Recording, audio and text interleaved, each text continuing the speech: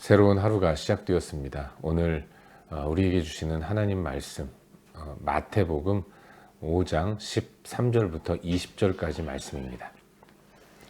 오늘 2022년 1월 27일 금요일인데 주신 말씀은 마태복음 5장 13절부터 20절까지 말씀입니다. 우리 함께 읽도록 하겠습니다.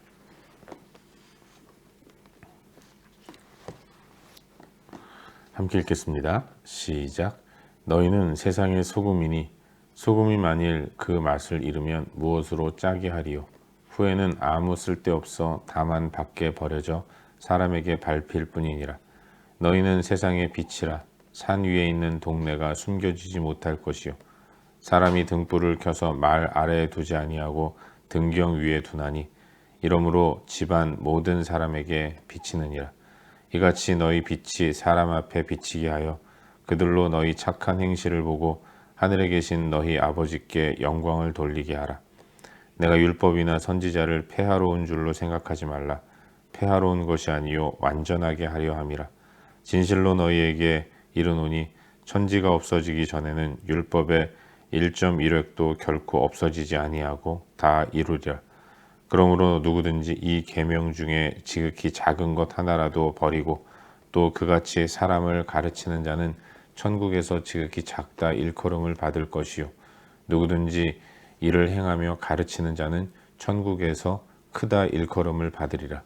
내가 너희에게 이르노니 너희 의가 서기관과 바리새인보다 더 낫지 못하면 결코 천국에 들어가지 못하리라.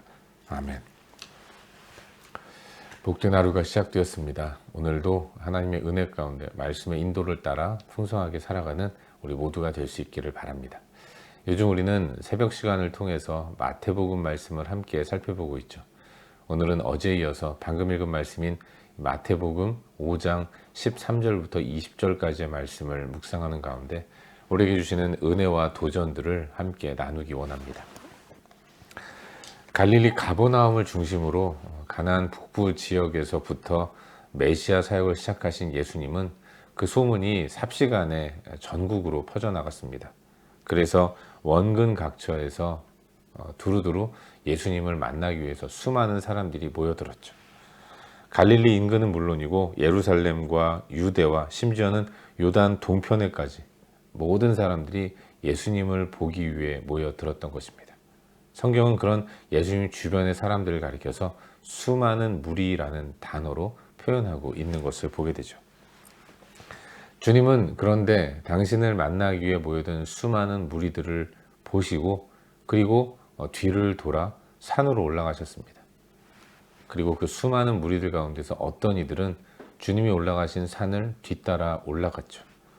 성경은 그들을 가리켜서 제자들이라고 이야기하고 있어요. 그 제자들에게 주님은 이제 산에서 제자의 삶은 어떠해야 하는가를 말씀해주고 계십니다.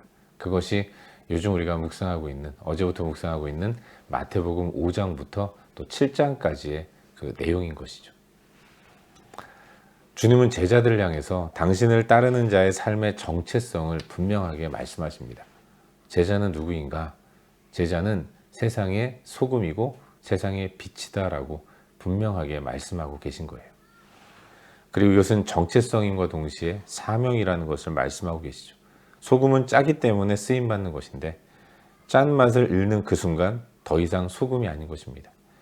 빛도 마찬가지죠. 빛은 드러나기 마련인데 드러나지 않고 숨겨진 것을 빛이라고 말할 수 없는 것입니다.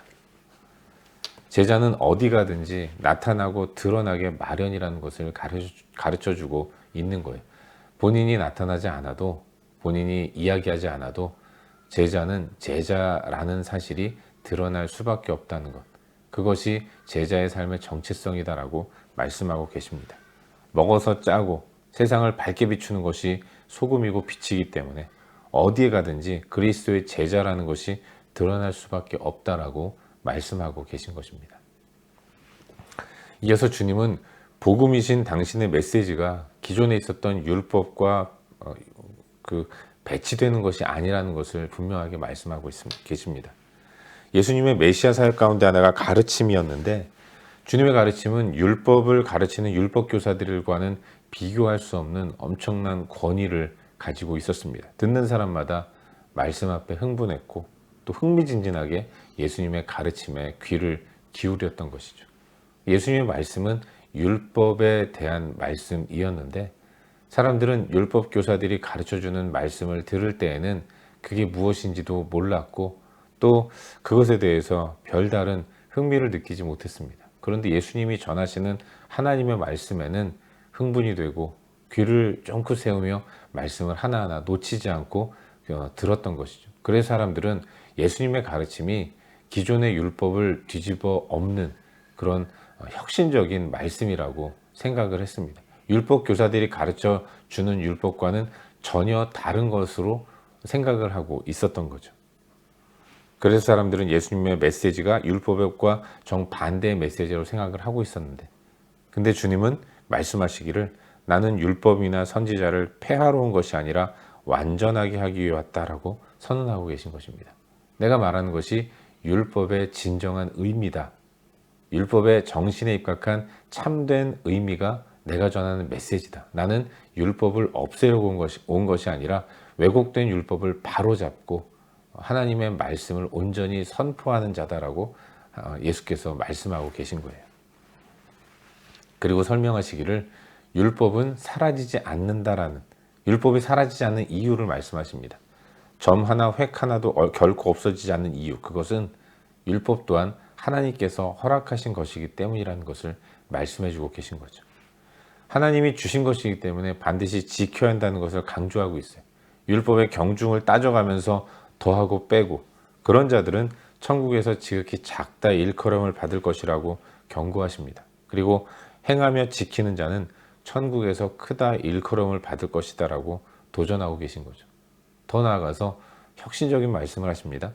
율법의 내용을 지키려고 애쓰는 서기관과 바리새인들보다 낫지 못하면, 다시 말해서 하나님 말씀을 순종하려고 애쓰지 않는다면 결코 천국에 들어가지 못한다는, 이 말은 제자는 율법과 하나님 말씀을 지키려는 지향성을 드러낸다라는 의미를 갖고 있는데, 그와 같이 아주 무서운 표현으로 예수님이 제자들에게 하나님 말씀에 순종하는 삶을 살아야 한다는 것을 도전하고 계신 거예요. 이것이 오늘 우리가 함께 묵상하고 있는 본문의 전반적인 내용입니다. 그리고 오늘 이 말씀 가운데서 오늘도 두 가지 정도를 함께 살펴보는 가운데 우리에게 주시는 기도 제목으로 삼고 또 함께 기도하기를 원합니다. 먼저 오늘 본문 가운데서 13절과 14절 두 구절 말씀을 함께 읽도록 하겠습니다. 13절과 14절입니다. 함께 읽겠습니다. 시작. 너희는 세상의 소금이니 소금이 만일 그 맛을 잃으면 무엇으로 짜게 하리요? 후에는 아무 쓸데없어 다만 밖에 버려져 사람에게 밟힐 뿐이니라. 너희는 세상의 빛이라. 산 위에 있는 동네가 숨겨지지 못할 것이요. 아멘. 예수님은 자신을 따르는 제자들의 정체성을 분명하게 말씀하십니다. 그것은 소금이고 그것은 빛이라는 거예요. 세상 속에서 단지 그냥 소금의 역할, 빛의 역할을 하는 것이 아니라 소금이고 빛이다라고 말씀하고 계신 것입니다. 소금이 아닌데 소금의 역할을 하는 것, 빛이 아닌데 빛의 역할을 하는 것이 아니라 그 자체로 소금이고 빛이라고 말씀해주고 계신 것입니다. 소금과 빛은 드러나기 마련이에요. 속일 수 없고 숨길 수 없습니다. 맛을 보면 알 수 있고 눈에 빛이 보이는 겁니다. 예수를 따르는 제자들은 가는 곳마다 자신의 정체성을 숨기려 해도 숨길 수 없다는 것을 우리는 알아야 하는 것이죠. 우리는 세상에서 소금이고 빛이라는 것, 예수를 따르는 하나님의 사람이라는 것, 그리고 거기에 따라서 행동하고 또 삶으로 우리가 누구인지를 나타낼 수밖에 없다는 것을 예수님은 말씀해 주고 계신 것입니다. 사랑하는 여러분, 이 말씀에 비추어서 오늘 이 시대를 살아가는 우리 그리스도인들의 모습을 한번 생각해 보게 됩니다. 우리 시대의 삶은 교양이라는 이름으로 우리의 정체성을 자꾸만 숨기려고 합니다. 그것이 미덕인 양 추앙하면서 살아가는 모습을 발견하게 돼요. 도대체가 예수의 이름을 드러내지 않으려고 합니다. 다른 사람 불편하게 하지 않기 위해서 우리가 믿는 예수 그리스도 하나님을 자꾸만 숨기려고 하는 이런 모습이 우리 가운데 있다는 생각을 해보게 돼요. 이 시대의 그리스도인들이 그런 모습으로 살아가고 있다는 것을 발견하게 됩니다.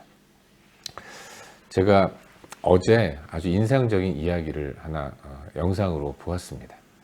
미국의 워싱턴 중앙장로교회를 섬기시는 유흥열 목사님이 설교하시는 그런 내용을 들었는데, 영국의 청교도들이 신앙을 지키기 위해서 메이플라워를 타고 대서양을 건너 도착한 미국은 신앙에 입각해서 세워진 나라라고 말할 수 있습니다. 하지만 이 시대에 미국은 예수의 이름으로 기도하는 것이 대단히 어렵다고 느끼는 성도들이 많다는 것입니다.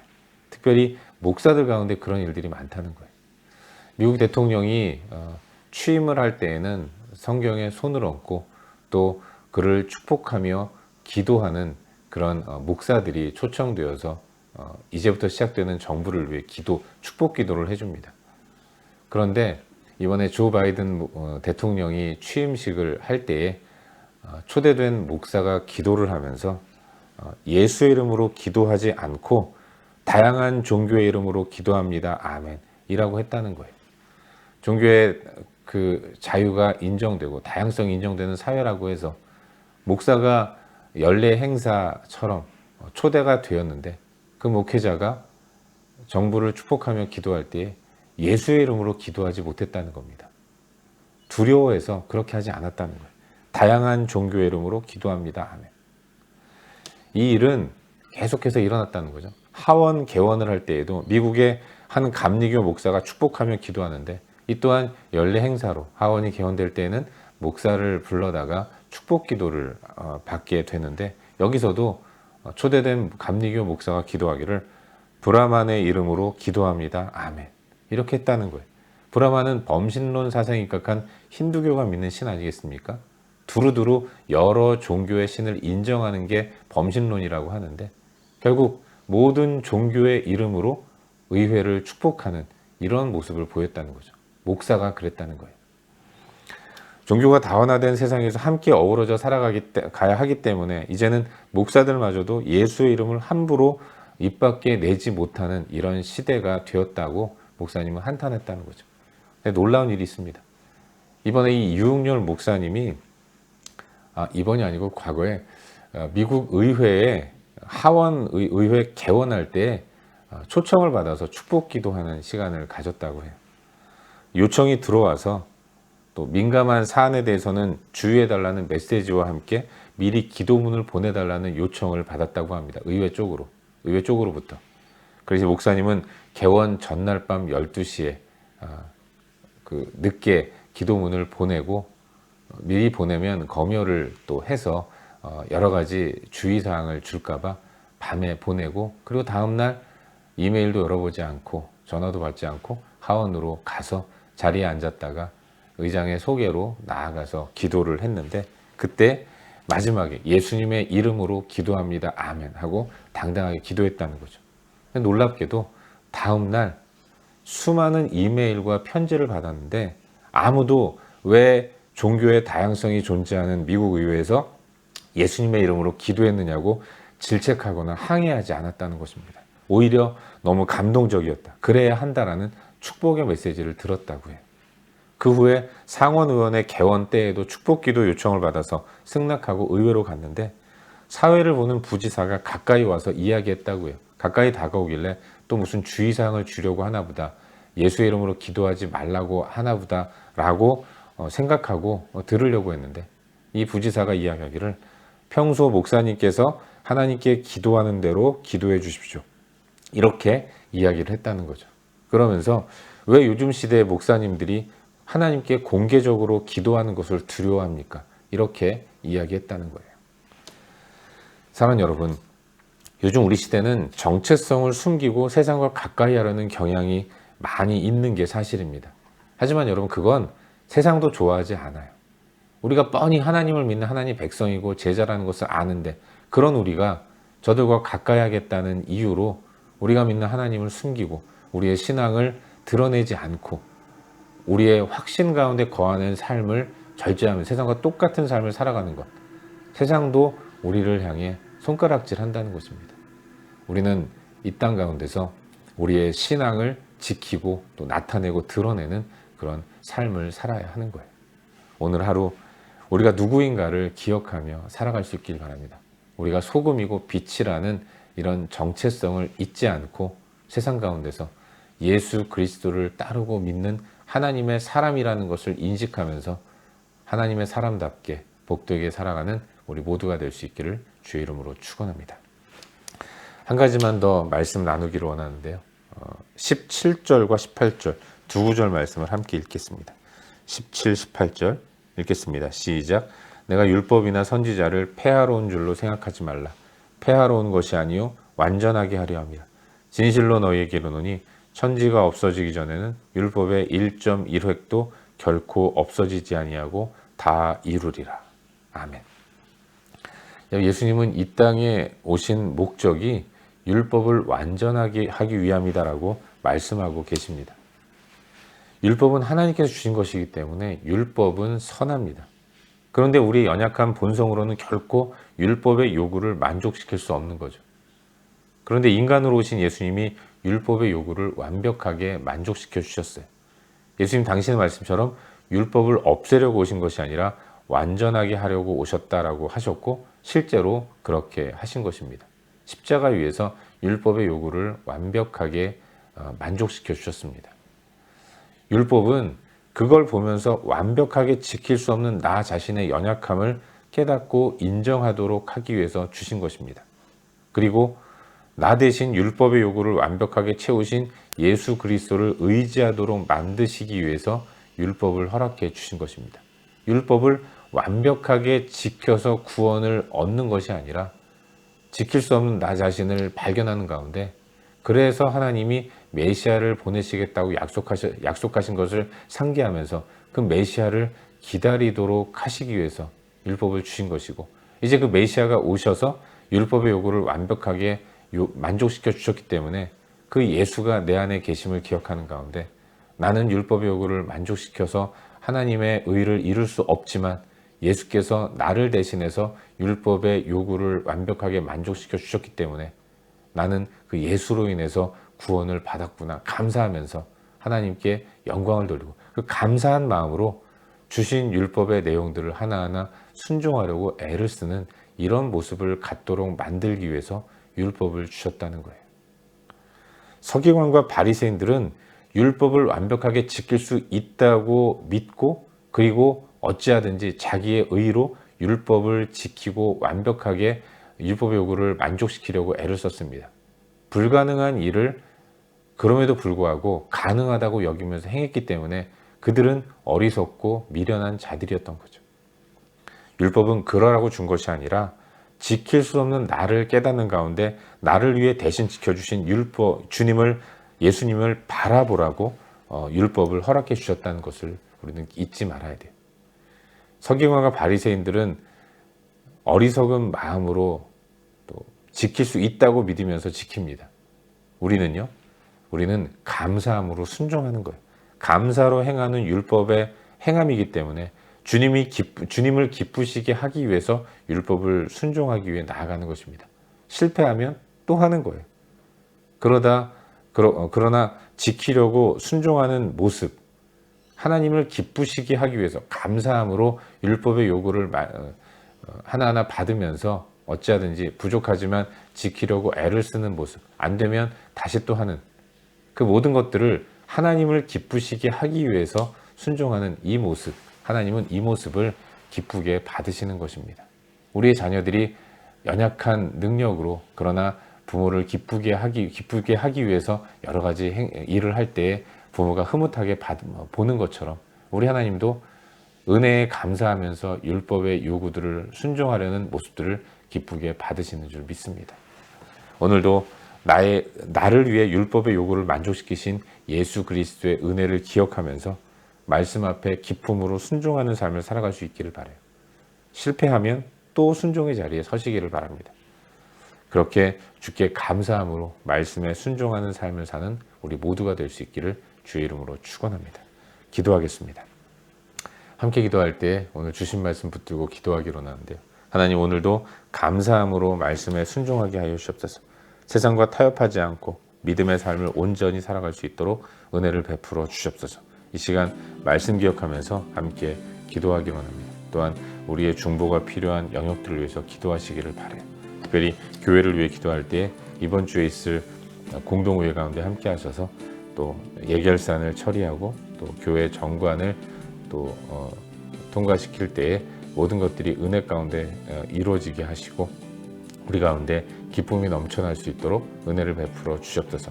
교회를 위해서 또 이번 주 공동교회를 위해서 기도하시기를 바랍니다. 또 여러 가지 중보할 내용들을 기도하신 이후에 각자 개인적인 기도 제목 가지고 기도하시다가 일상의 삶의 자리로 나아가도록 하겠습니다. 함께 기도합시다.